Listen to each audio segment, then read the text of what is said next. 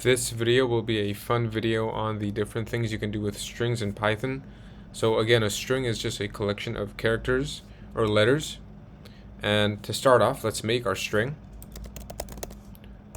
Let's make our string as hello world, like this.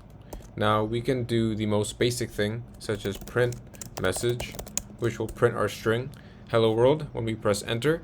We can also do other things, such as make all the letters in our string uppercase by doing the following.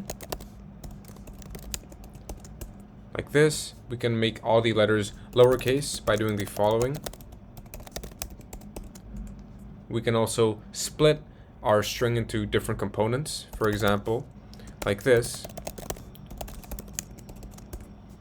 So it separates the components hello and world into separate components. And lastly, we can also reverse our string using this command.